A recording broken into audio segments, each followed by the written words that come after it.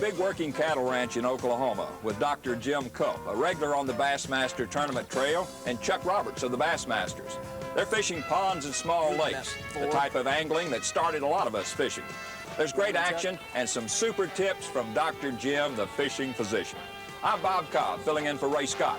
We'll be right back from the Crossbell Ranch in Oklahoma.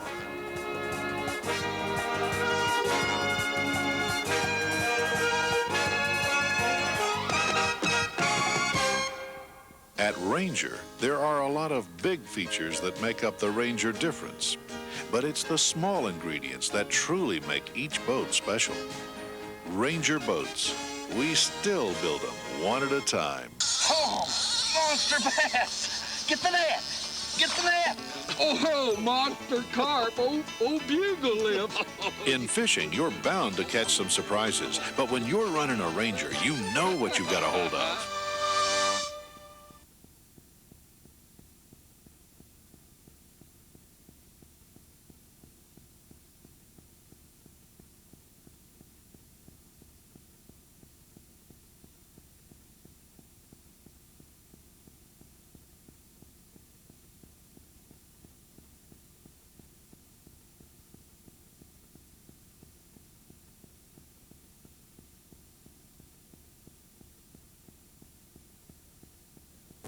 Introducing new Prime Plus Co-Filament, the only fishing line that guarantees you'll catch more fish. Prime Plus is a line within a line with a new, stronger outer shield and a tough, sensitive inner core. Sensitive to feel more fish, stronger to hook and fight more fish. New clear Prime Plus Co-Filament, the line within a line. Now guaranteed, you'll catch more fish or your money back. New Prime Plus from DuPont.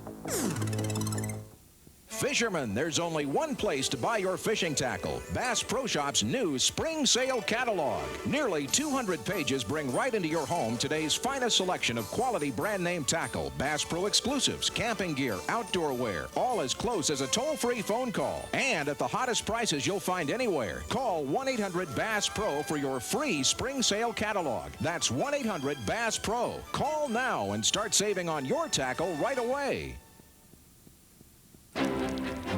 When it comes to early spring angling and early fall fishing, small ponds and lakes are hard to beat.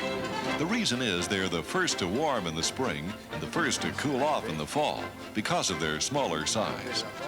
The Mullendore Crossbell Ranch, located about 70 miles north of Tulsa, Oklahoma, teems with small impoundments, more than 200 ponds and small lakes, up to about 60 acres. And there's bass in most every one. Big bass. The fishing and hunting on this 27,000-acre working cattle ranch is limited to Crossbell Hunting Club members. Only bow hunting is allowed for deer. Gun hunting is permitted for quail, ducks and geese, prairie chicken, and turkey. Dr. Jim Cope, a regular on the BASS Pro Circuit and a former Bassmasters Classic contestant, is an emergency room physician and administrator when he's not fishing. As a kid, Jim started his fishing in Oklahoma. Now you got a record. The first fish that ever came in this boat was 7 pounds. Now, is that big? Yep, it sure is. Come on, baby, just come around here. We'll just get you in the boat and take a look at you. He's giving you all he wants, isn't he? Mm-hmm. Huh? It's kind of a new experience to try to land them in this boat, Chuck. As I say, there's only been one other fish you ever caught in it. You want to lip him for me? You want me to get him? Yeah, why don't you just lip that little rascal for me there? I don't There trip you over go. your rod. Get him. Get him. Wait. Get him, Buck. That's a boy. Don't lean over. I won't. All right. How big is that fish? I think that fish is probably close to, what do you think, Chuck, 5.5? Bigger than that. 6, maybe? Here, you take him off. That fish away. Is he hooked pretty good there? Oh, hooked good. What is that fish? Close to 7, isn't it? It's probably pretty close, Chuck. 6 3/4, maybe 7 pounds. That fish doesn't look like it spawned either, does it? No, it sure doesn't. Tail's not worn out, or? She's got kind of a fat old belly there. One thing about it, she did get hooked well, didn't she? Oh, yeah, there was no way she's gonna come loose. Did you bring your fancy pliers? I sure did, but I didn't need them for that. Isn't that pretty? That's a pretty little fish, for sure. Turn her loose, we'll get a bigger one. I And think one so. more bite and I'm going to the jig. You hear me? One bite. One bite. One more of your bites like that and the jig is going on mine. That watercolor's just about right, isn't it? Perfect. You do have some more of those with you, don't you? Absolutely. I never bring just one jig. You know, you're a doctor. If you need one, you need two, don't you? You betcha. You're a doctor. Is that what you do for bass bites? Just pull back? That's right. As an emergency room doctor, do you have a lot of problem with bass bites? We see an occasional bass bite. At least that's what some of the fishermen that come in, you know, they'll have a hook in their finger or something like that, and they'll tell a story about some big bass bites, but What's the deal on tetanus shots for people that fish? You know, you say get a hook in the finger. oh, it's a good idea to be routinely immunized, Chuck, for tetanus, and if you haven't What's had routinely? How often? well, if you get a hook in you, or if you get cuts or abrasions or scrapes and that kind of thing that most anybody that's active in the outdoors will get from time to time, then probably every 5 years, but really don't need them any more frequently than that. But it's awful good insurance policy, isn't it? Considering the consequences, yes. Get him? You got a good one. That's another good one. And watch me go to the jig. I'm going to the jig. Coming under. That fish was in fairly shallow water, Chuck, and I believe it was up there trying to be on a nest. It's looks like You he's suppose? a good time of year for it, isn't it? He's not feisty, isn't he? They fight good, fight good. That's 2.5, 3 pounds, isn't it? Uh-huh. Come here. Pretty All good right. fish. Right after you get rid of that fish in that water, you know what you're going to need to do, don't you? What's that, Chuck? Get me one of those things like you've got. I said I had 2 of them, but I don't really know if I do. You better. Whenever a person hunts or fishes on private land, permission of one kind or another is necessary. And there's a right way and a wrong way to go about getting it. Dave, what in trespassing, and you see a lot of trespassers, I know, what's the biggest problem you feel? Oh, I think some people just forget that to hunt or fish is not a right, it's a privilege, and they abuse the landowner and just go. Well, you know, we've talked a lot, you know, in years past, that the fact that, you know, the birds and the fish and the critters and the ones that sing in most states belong to the people. That's but true. without the landowners, there's no harvest, there's no hunting, there's no fishing. You know, in so many cases, if a sportsman would just take time to contact a landowner, especially in advance, you know, not the day before they want to fish, but several months ahead of time, perhaps, and ask permission, you'd be surprised places you could get in on. And another thing, once this relationship is established, I've seen it destroyed quite often for one reason more than any other. Say, I take you to a place that I have permission, and we go, and perhaps you want to go again, and I'm not available. So you go back by yourself, perhaps without someone else, with somebody else. And before you know it, there's a whole chain of people going out there that the landowner's not even aware of. And pretty soon, I've lost out because he's become disgusted with the whole deal. That old domino thing is really prevalent, isn't it? Yes, sir. Sure is. The Bassmasters will be right back from the Crossbell Ranch. Don't go away. Humminbird does it again. TCR, the first high-definition depth sounders. With 455 kilohertz, you actually see more fish in more detail, and even in red. Take control with 7 simple buttons. Just snap the TCR into place. This all-new unit design mounts almost anywhere, and the compact TCR sensor makes transducers obsolete. TCR, absolutely brilliant technology from Humminbird.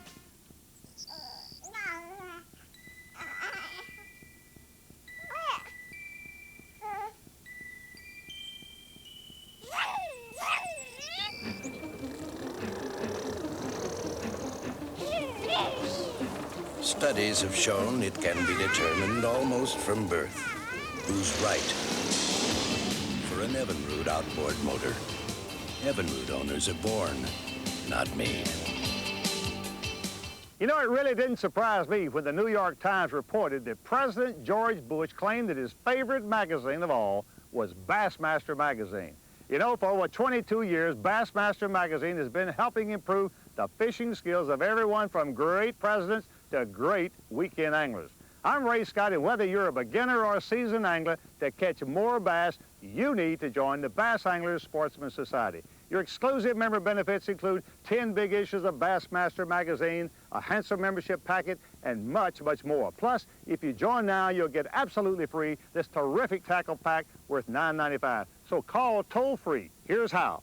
Call 1-800-543-1300 to join Bass. In addition to 10 big issues of Bassmaster and full membership credentials, you'll get a free tackle pack, including augertail worms, Berkeley trilene line, Man's Baby 1- lure, and the free book, Bassin Magic. That's 1-800-543-1300.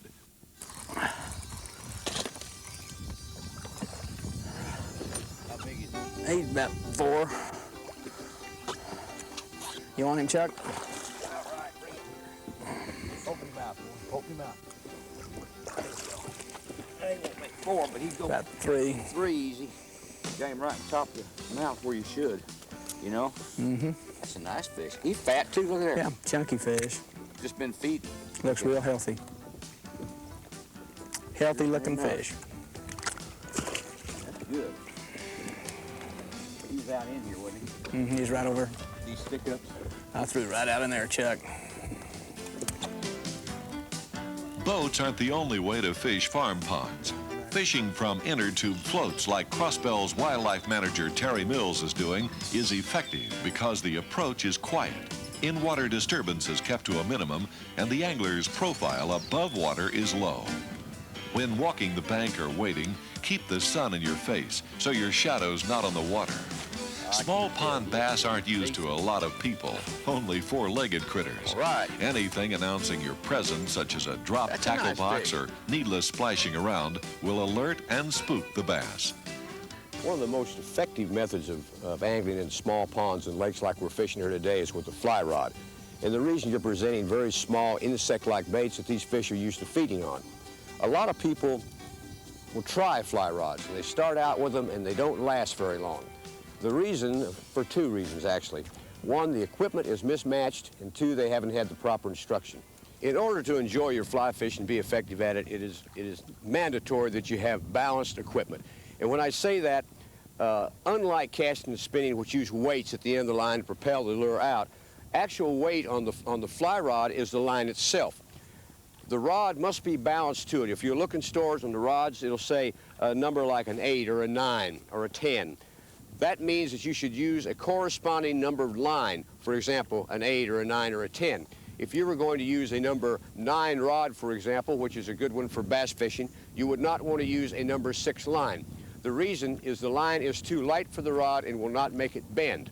Fly fishing is, with the correct outfit, is not difficult. It is not difficult to make 50 and 55-foot casts with just one back cast, just one back cast.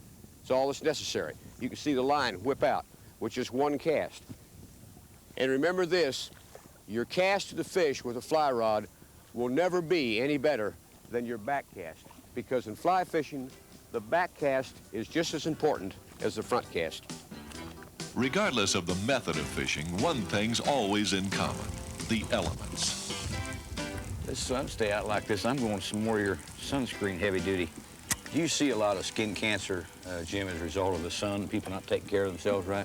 Well, surprisingly, Chuck, there's a lot of skin cancer that is incurred from sun damage, but primarily we see just a lot of sun damage, and I think people have been educated to the extent that a lot of them seek out a dermatologist and early advice on the damage that the sun can do to the skin.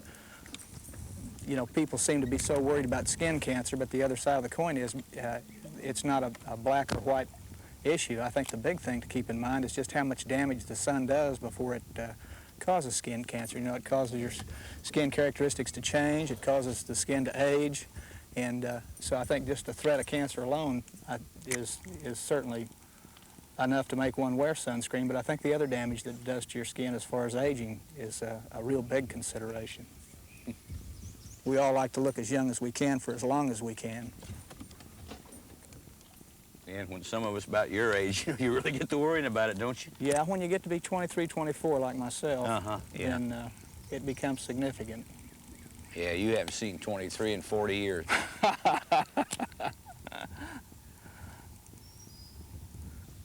There he is. There he is. Well, he was right on that old laydown, wasn't he, huh? Mm-hmm.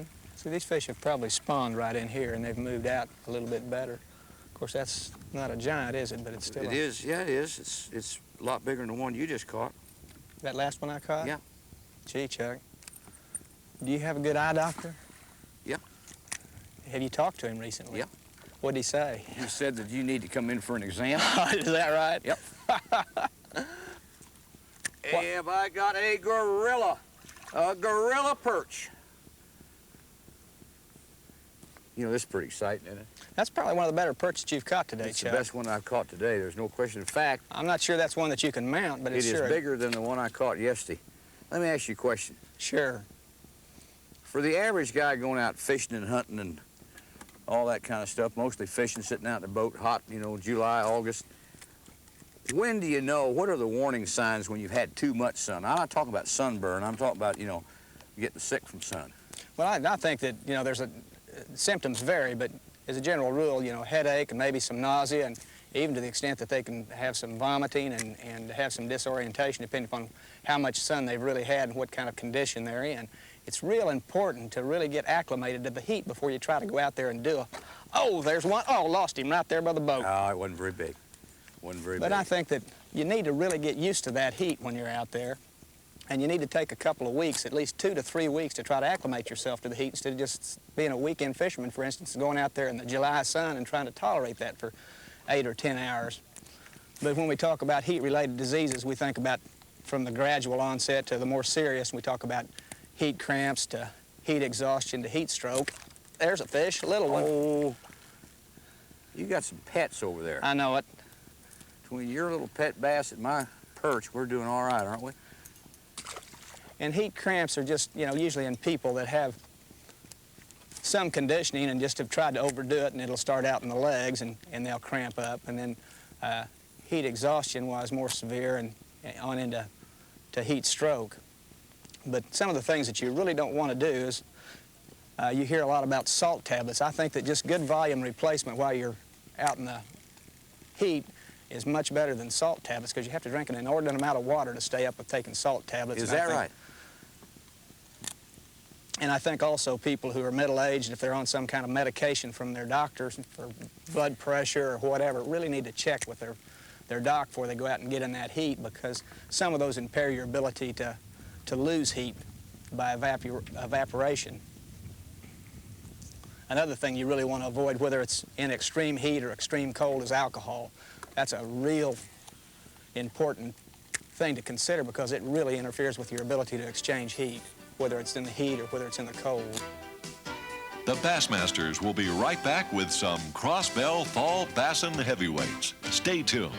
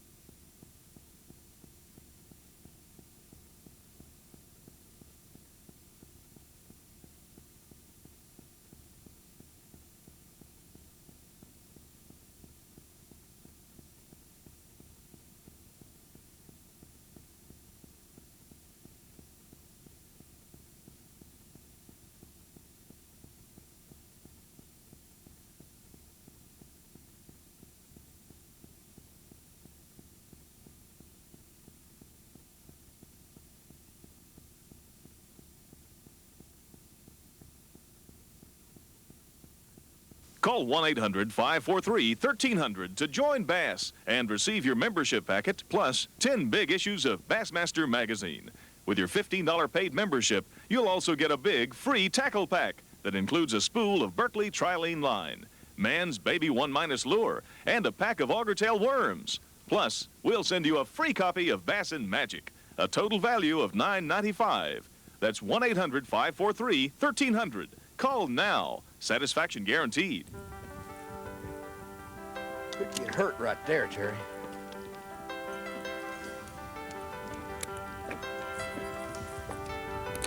There he is. Hung up on it. He's hung up. And he's a good one. He is a good one. If I can get him out. I don't know if I can get him. There, look at that fish. Terry, if I get up there, can you grab him? Yeah. Let me get up in front of him. That's a good fish. That's what we're looking for right there. Oh, my word. That fish weighs 7-8 pounds. Look, he's bigger than that. Jeez. How big is that fish? 8.5? Yeah, I'm gonna say 8.5. Did you catch many of them like that in here, Terry? Not a whole lot. There's been a few caught out of here, but like this one. What do you guess that fish? Between 8.5 and 9. You know, that's the great thing about fall fishing, you know. What would that fish weigh in the spring, I wonder, next year? Because I'm gonna come back and catch her. Oh, she could easily weigh 10, 11 pounds. Well, I had her hooked, didn't I? Boy, you're not kidding. That barb. That's a big old barb, isn't it? You know, I love fall fishing probably better than anything. Always have. Look at how fat she is. Turn around there, look at. Yeah, she's healthy, Hold isn't her she? up for me. I bet you. That's 9-pound fish. Yeah. Bet you it is. Well, put her back, and next year you say about 10, we know where she is, don't we? Huh? You bet. Go on, gal. Go on. And as so often happens, there's more than one big bass in the same area. Oh, get him. Hell. You got him. Get him out. Keep him coming. All right. Bring him around. Golly.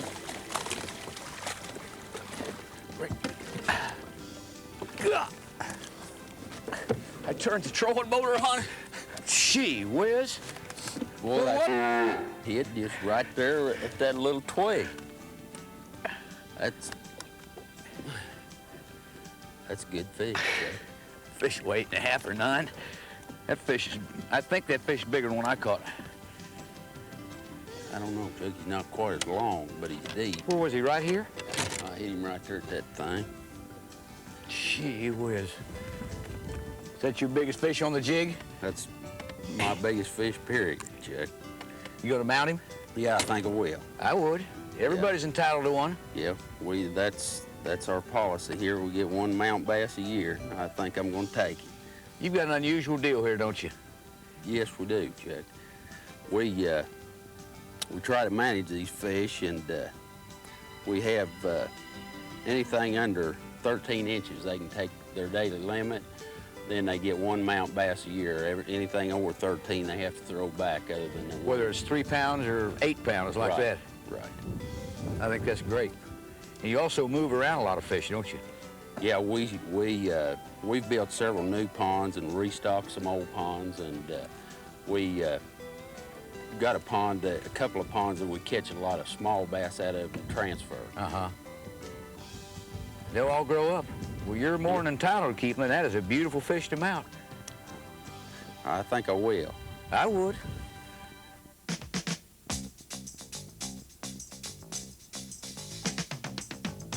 Right now, it's time for the Pros Pointer, the how-to section of the Bassmasters, brought to you by AC Delco. One thing that can really hinder your fly casting is dirty line. And it usually gets dirty 2 different ways. One, if you're out in the backyard or the park practicing and dragging it through the grass and the dirt, or if you're fishing in extremely muddy water that has a lot of dirt particles in it. You'll notice that the casting efficiency will go down. You'll be doing the same thing, but the line won't be going as far. That means that your line is dirty. You can usually hear it swishing in the guides. There's a remedy for it. Take soap and water when you're at home, or if you're out in the lake, just a simple rag, and wet it and clean your line. Get all of the dirt off the line, and you'll drag it through the line. You'll actually see the dirt come off of it. But the next little tip will help you put about 15 to 20% on your casting. Take regular Armor All, just like you use to polish your dash in the car, vinyl, which is what fly line is. Take a rag, soak it real good with the Armor All, and then take your fly line and simply rub through it. Drag it through, and sometimes I'll do it 2 or 3 times. And if you are fishing in some dirty water where you're brazing the line, it's good to do the Armor All thing 2 or 3 different times during the day to the line. I guarantee you it'll really help your casting. When it comes to fishing, everything's got to be just right, from what goes on the end of my line to what goes in the bottom of my boat. For me, that's Delco Voyager batteries with built-in charge indicators. Deep cycling and high cranking the whole time I'm out. Delco Voyager batteries. Deep cycling, high cranking. No other batteries get on board my boat. For the AC Delco retailer nearest you, just give me a call at 1-800-AC-DELCO. From what I've seen of the Crossbell Ranch, I bet they catch a 10-pounder there this year. And for the record, on the way back to the boat trailer, Terry had second thoughts about mounting that bass. He released her. Now next week we'll be in Alabama with the Rat. It's an exciting show with some super topwater action. For the Bassmasters, this is Bob Cobb. We'll see you all next week. The Bassmasters has been brought to you by Ranger Boats. We still build them one at a time. Chevy Trucks, the heartbeat of America. Today's Chevy truck. DuPont Power Lines, Stren, Prime Plus, and new Magnathin and Magnum 1440. Bass Pro Shops, America's leading supplier of premium fishing tackle. Humminbird, absolutely brilliant technology. Evinrude Outboards. Evinrude owners are born, not made. AC Delco, automotive parts that don't just fit, they match. And the Bass Anglers Sportsman Society, the world's largest fishing society.